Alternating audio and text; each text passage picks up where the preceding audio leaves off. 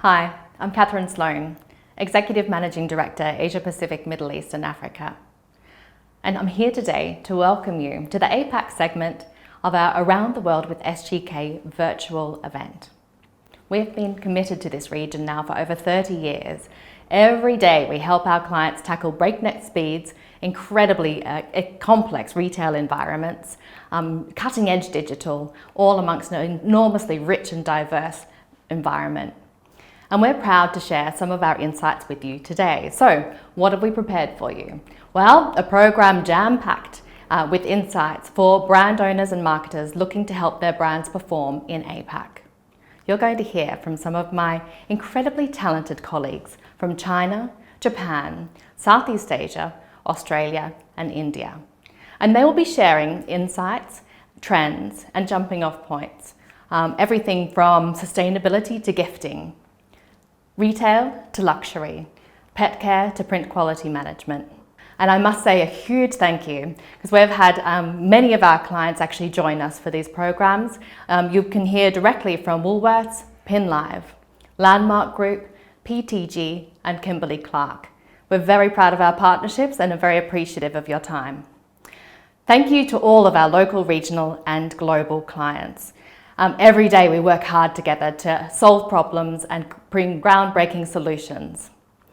And together we simplify marketing, amplify brands, and deliver extraordinary value in this very tough region. So thank you for taking this journey through Asia Pacific with me. I hope you find it inspiring and very much worth your time. And if you do have any questions or comments, feedback is a gift, so please do reach out to me on LinkedIn, WeChat, or Twitter. Thank you and enjoy. Bye.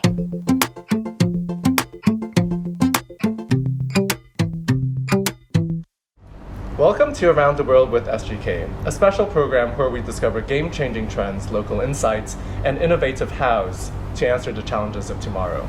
I'm Philip Hwang, Strategy Director of SGK Australia. And I'm Nicola Richards, Client Service Director of SGK Australia.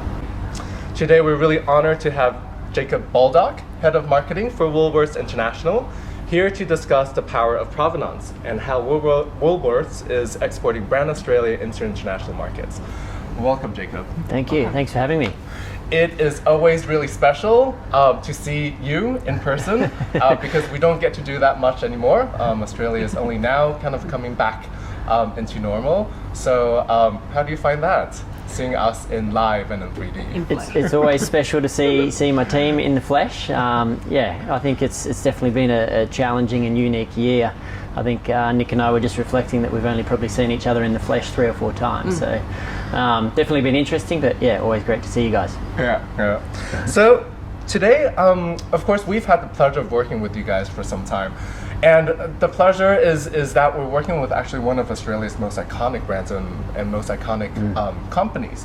Would you mind giving our viewers a little bit of a background on Woolworths, Woolworths International, and your collaboration with us? Yeah, sure. So for anyone who isn't familiar with Woolworths, we are Australia's most valuable brand. We're the #1 retailer in the country, and we've got a heritage kind of stretching back to 1924. And you know, for the Woolworths International piece, we're really just a new business unit that is exporting our own brand products into international markets, particularly throughout Asia. Our collaboration with SGK, I would say, is kind of, you guys are a founding partner with us. We're a new business unit that's only really existed for the last 2 years or so. But your relationship with our Foodco team, or now known as Woolworths Food Group, stretches back a lot further than that. And so for us, you've really been a founding partner in helping us to establish ourselves into international markets, and you understand our brands. You've worked with our team for some time now and really understand our business, and so have been really critical in helping us to actually take that first step into international markets. Yeah, I only moved to Australia 2.5 years ago, and it still gets me that we're working with such an iconic company. The fact that, there was this amazing statistic where so many young people, most of their first jobs, such Woolies, a huge chunk are with Woolies. Yeah. And you guys are the first national retailer in Australia, which is amazing. Yeah, we get like as you get to know people around Woolworths and in the office, you hear lots of stories of people who have come from working on the checkouts, moved into the support offices. 20 years. Yeah, been there 20 years and just know the place inside and out. And I think when you have a business where that's very common, that says a lot about the business as well, where people are happy to stay with the group for such a long time. Sure, we are big and we're diverse, so there's lots of different opportunities that people can take from a career perspective, but also I'd like to think it's because we're a great company with great values and great partners that we retain talent for such a long period of time. Yeah. No, and we agree, don't we, Phil? Oh yeah, totally. That's why we love working with you. That is why we love working. Yeah, so currently at the moment, what is Woolworths International's context and vision for Asia, and which are your key markets as well? So I guess just as a broad statement, I'd say that we want to become a household name throughout Asia as well. So obviously here we are a retailer first, and people know us as a retailer. So we have physical stores and online stores, and people know us as a retail brand. And so to that extent, we are a household name with Australian families. Thinking about the dynamic in international markets, we're actually a supplier. So we're a supplier into our retail partners and distributors. And so when I say we want to become a household name, it's through our product brands, one of which would be Woolworths itself, but our macro brand, our free from brand, our wine brands and our meat brands, we also have the ambition for all of those to build equity in them in their own right and become household names throughout Asia. So that's our ambition. We're very early into the journey, as you know, but that's what we're working towards, and that's the top of the house in our strategy house makes that exact statement. Yeah. And I think I've worked on Woolies for a while, and I've really enjoyed the shift of working on Woolies locally, but then having to shift to make it a brand to be international. It's been a fascinating shift and change, hasn't it? It's really interesting explaining it even internally, because people are so used to how we operate here in Australia. We are a retail brand and we offer a range of other supplier brands as well and categories. So just making that shift to thinking of us, and actually we use a slide to explain our strategy even when we're talking internally, think of us as Mars or the Coca-Cola company, where you've got that heritage in the master brand with Woolworths stretching back to 1924, and we're Australia's most valuable brand, but it's the actual product brands that we want to build the equity in. So even just explaining that internally sometimes is an eye-opener. And to pick up on the second part of your question in terms of what markets we're operating in and where we focus, so we have what we call a market prioritization strategy. It isn't rocket science that our number one market would be China. From a size perspective, a reputational perspective in terms of Australia as a place to produce particularly food products and quality food products, I think we've got a long-standing reputation there. And then in terms of just the affluence of the market and the growing penetration of Western brands in that market, I think there's a real opportunity for us to capitalise on in the China market. We then look at Japan and Korea as kind of really targeted bets, where I think from an import product perspective they're fairly saturated, and they're not necessarily, in the grocery category in particular, not necessarily really looking for a huge range of additional quality imported products. So in those markets we'll need to be a lot more focused in terms of which categories we select to operate in. And in fact I think from a broad perception side of things, we're really well known for meat, wine and dairy, and so in a lot of markets we're going to be selling meat, wine and dairy. But after those big three that I mentioned, China, Japan and Korea, it then comes down to more targeted bets throughout Southeast Asia. So we've got a great customer base in Singapore, throughout the Philippines, Malaysia, Vietnam, and then some of our longest standing partners are actually throughout the Pacific, so where we've been operating with them for some years now. Perhaps the opportunity to grow the brand to the same level isn't as high there, purely because of the population size and the infrastructure, but they really have helped us to establish ourselves in international markets. So those are our focus markets. So you mentioned that Woolworths is a household name, and quite honestly, to me, Woolies is as Aussie, now that I've been here for a few years, as Aussie to me as McDonald's is American in my head. And I can imagine that the challenge going abroad is so different, because here, obviously, you do have the retail network, you have that physical visibility. You have the fact that so many people even started their careers working with Woolworths. So if you don't have all of that, and now you're going into markets that quite honestly just don't know you at all, what are some of the blind spots that you think going into these foreign markets, and how have you kind of gone around them?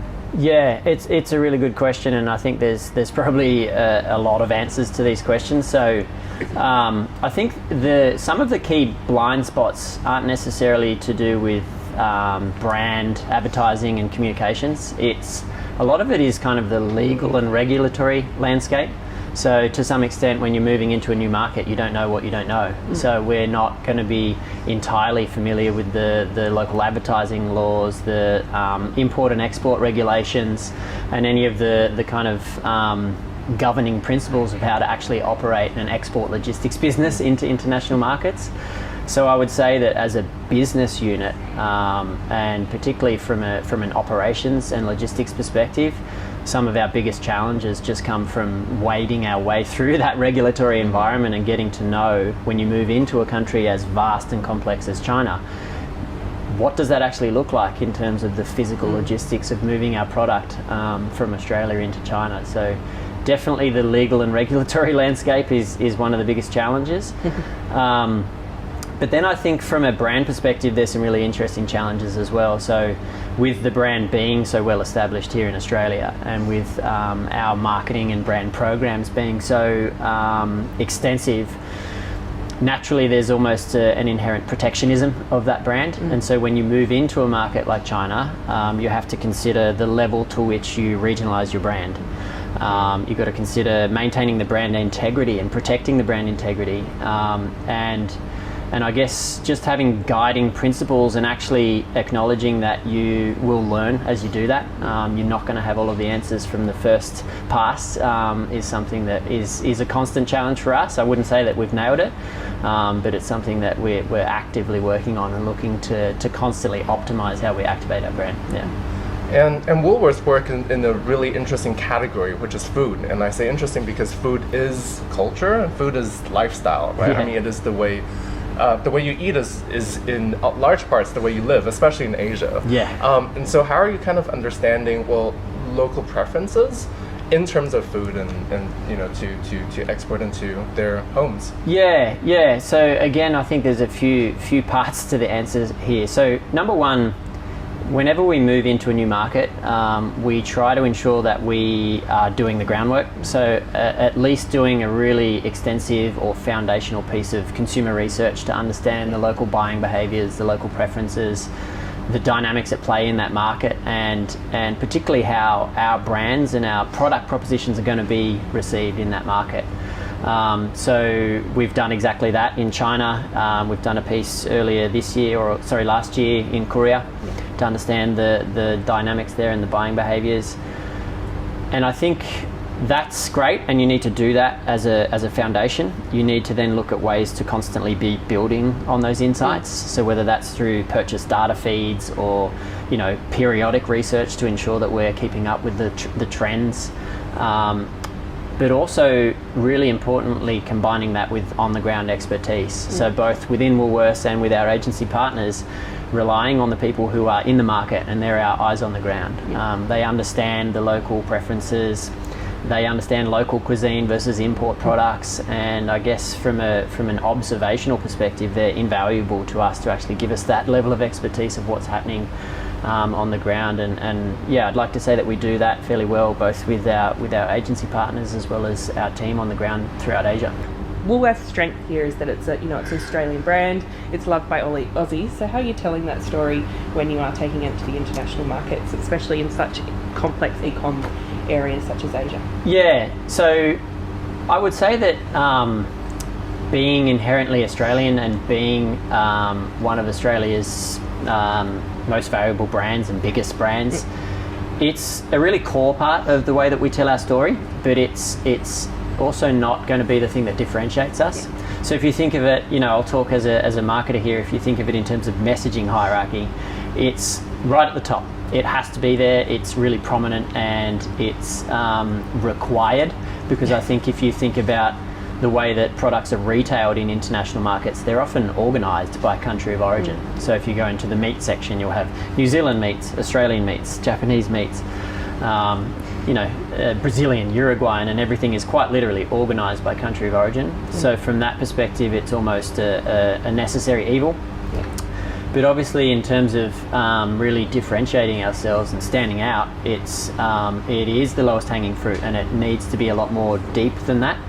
So if you think about the China e-commerce environment, where the level of storytelling and the richness of that storytelling from a brand perspective, from a product perspective, supply chain traceability, unique selling points, ingredients, how to use the product, how to cook and prepare it, how to enjoy it, the depth of information that's required goes well beyond Australian.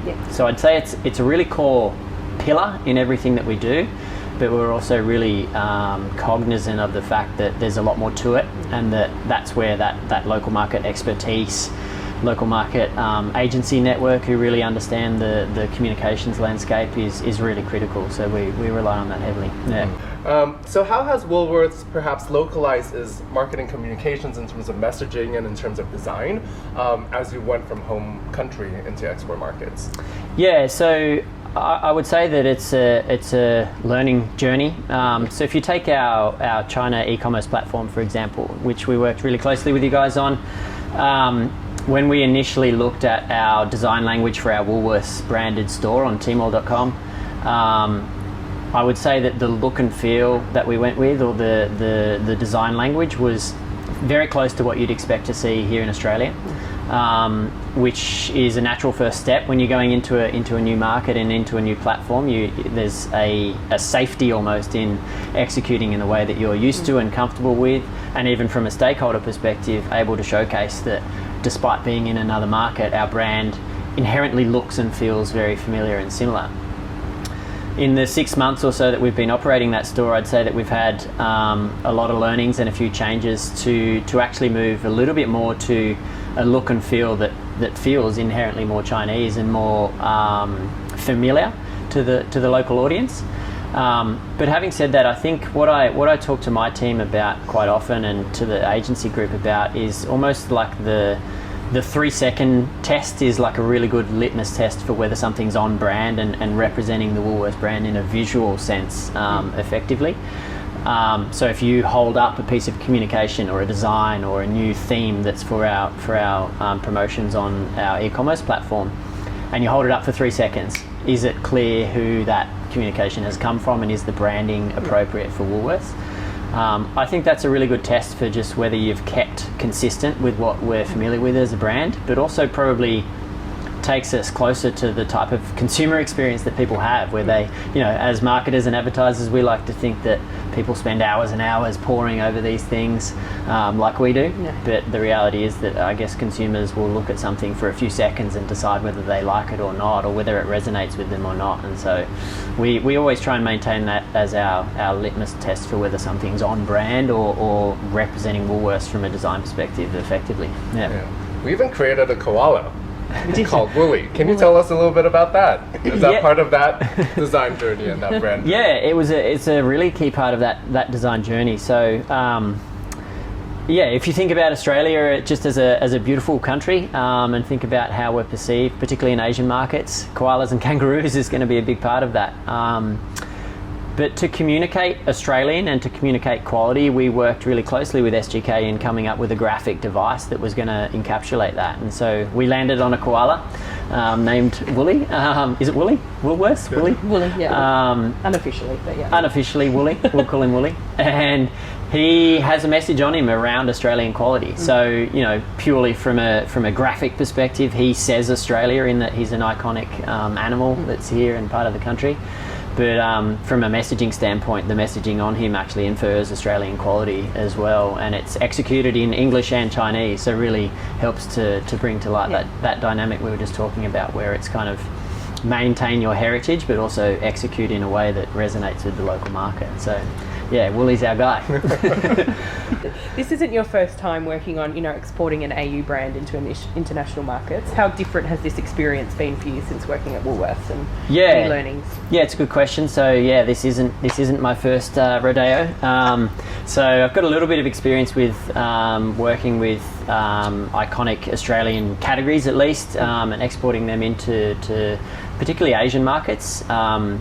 So I had a previous role working in the red meat industry, and that's beef, lamb, technically veal and goat, which are smaller categories, but so beef and lamb in particular we're really well known for as Australian red meat in international markets. And so in some sense a lot of the challenges are really similar in that you've got to capitalise on that positive perception that Australia has as a country to produce great products, and particularly fresh produce, with wide open spaces and plenty of space for cattle to roam and graze, and they're living in a stress-free environment. A lot of that messaging that builds on our perception as a beautiful country with lots of wide open spaces and great biosecurity is constant. But equally, I think coming into a company like Woolworths, the level of commercial focus and the end-to-end exposure, in the sense that within my team, in Woolworths International, we have a logistics team, sales operations, finance, people and culture, the marketing team, and then a business development team, and getting that full end-to-end exposure of just what it takes to physically own a product and to export it from our DCs here in Australia into international markets, and really understanding that end-to-end process for me has been a huge learning experience. And you do find yourself in these conversations where you're not necessarily talking about what's natural and core to you as a marketer, but you're learning a lot. So learning about our logistics networks, learning about the import and export regulations, and learning about supply chain logistics, cold chain logistics, for me has been really fantastic learning. And so I've been able to build from that experience from a comms perspective, but also learning a lot from a commercial logistics and regulatory perspective. So yeah, it's been a great journey. So your team right now spans so many different countries in a very actually fast-paced and very different continent or place in Australia. So what might be one lesson that you would like to take from working with China back to Australia, and perhaps vice versa? Yeah, one lesson. I think, I guess thinking about the Woolworths brand and the integrity in that brand and the heritage in that brand, I'd love to sit here and say that we have all of these really strict guidelines and policies and regulations in place that says, here's exactly documented how we protect the brand and we execute. The reality is that whilst we may be working towards that environment, we're early in the journey. And so I think if I was to reflect on a learning, it's probably more of the values of like open communication. So we really have open communication with the SGK network. We try and work really collaboratively with the agency partners, both here in Sydney and over in Shanghai, and throughout Asia. And I think just more the value of open and transparent communication, and just being honest about what you do and don't know, because we are all learning on this journey, I think is probably the key thing that I would take. And for me, that puts you in good stead in terms of how we operate as a team, working together and treating each other as people, but also in terms of just the openness that we're figuring this out as we go as well. And we don't have all the answers, but together as a group we can figure it out. Yeah.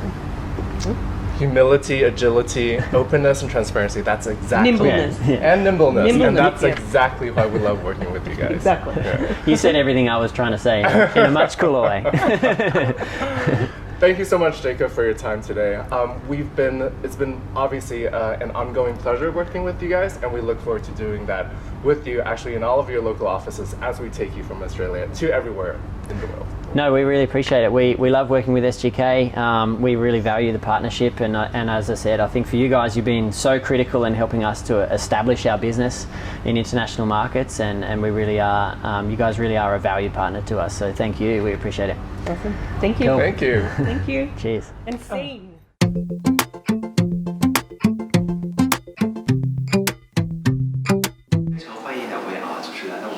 SGK interview，然后这边我们迎来了 Woolworths 的 Lydia 跟 Tina，所所以这边有几个问题的话，可能今天跟大家一起 go through 一下。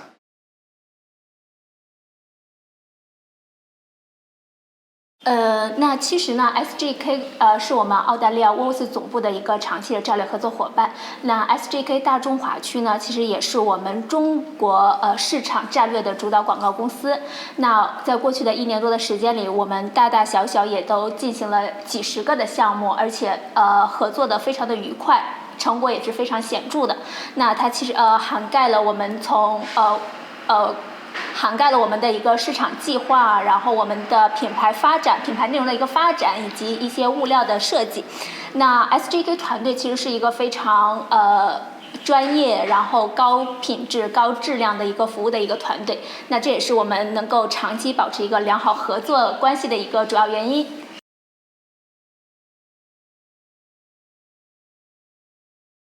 我来回答一下好了。我加入 Woolworths 之前，其实也知道这个品牌，知道 Woolworths， 因为我以前的公司是做葡萄酒的，所以我们也是给 Woolworths 这个很大的澳洲数一数二的零售商供葡萄酒供货的一家供应商。那么我知道 Woolworths 是一个非常大的零售商，在这之前，我加入 Woolworths 中国之后呢，我才发现原来 Woolworths 不仅仅是一个很大的零售商，它还有它自己的自有品牌，而且自有品牌的占有量也很大，是占所有这个超市的这个销售量的20%，而且这个自有品牌它的这个产品系列也非常的广泛啊，包含了食品、日用品、宠物用品以及牛羊肉等等生鲜的食物，所以这也是我对这个 Woolworths 一个新的了解。那么现在我们这个 Woolworths 的国际部成立以后呢，我们主要对我们自己的定位就是为中国消费者、为世界国际上的这个消费者提供优质的澳洲产品的一家供应商。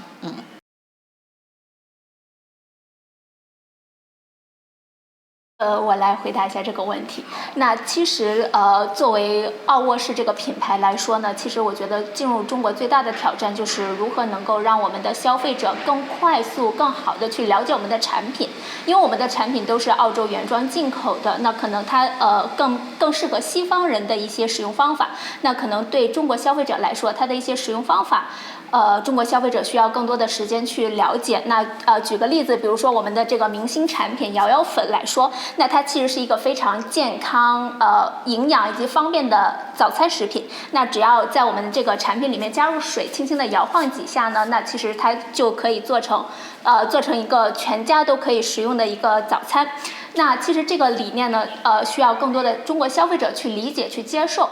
那中国市场其实一直都是我们业务发展的一个主要主要的市场。那我们也非常重视中国消费者对我们品牌以及产品的一个反馈。那我们做了非常多的市场调研，收集到了非常多有价值的反馈。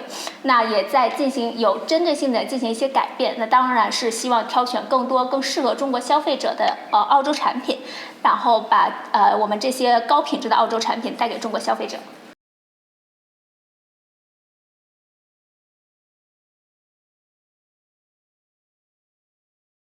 首先，Woolworths确实是一个澳大利亚的国民品牌啊，因为这是一个事实的这个品牌根据。为什么呢 ？Woolworths 有近100年的历史了，那整个澳大利亚的这个近现代史也就200多年，所以它在澳大利亚的这个历史上也是一个浓墨重彩的一笔。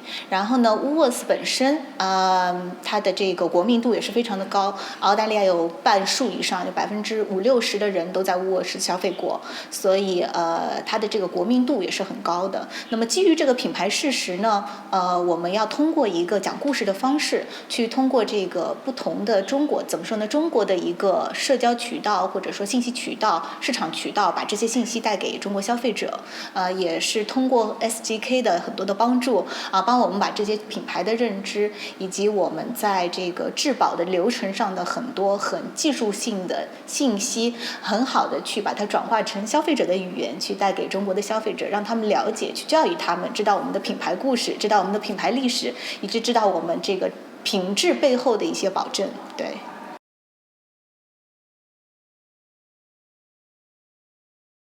是这样的，我们最开始的初衷呢，是想为品牌创造一个有代表性的一个标识，然后作为奥沃士这个品牌的澳洲品质的代言。那来传递一种可信赖的一个信息。那我们也经过了很多次的讨论，那最终决定了采用了这个考拉的元素。那主要是因为考拉是澳大利亚非常具有代表性的动物。那你可以把它理解成它是一个非常挑剔的一个小家伙。那它就跟其他的考拉一样，它每天都在检查着产品，因为它只喜欢澳大利亚的产品。那有的人可能会说它比较挑剔，但我们更愿意把它理解成是比较有眼光。那当你在澳大利亚的产品上有看到这个考拉的出现的时候，你就知道那这代表着澳洲品质，是一个值得信赖的。那这个就是这只考拉的使命，以及我们创造它背后的故事。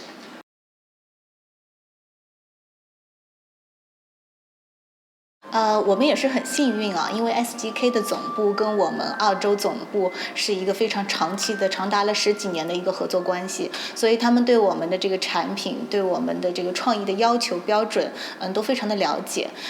怎么实现无缝链接呢？我们包括4方 SGK 中国和总部，Woolworths 的中国和总部，我们每个星期都会有非常定时的这个例会，然后我们有非常清晰的时间表，对于每一个项目，我们都会有一个非常紧密的追踪，我们知道这个项目的节点在哪里。不管是在中国发起的这个项目，还是在澳大利亚发起的项目，我们所有团队的这个4方都会非常紧密的 involve 在当中，那么也非常清楚各自在做的一个工作。对。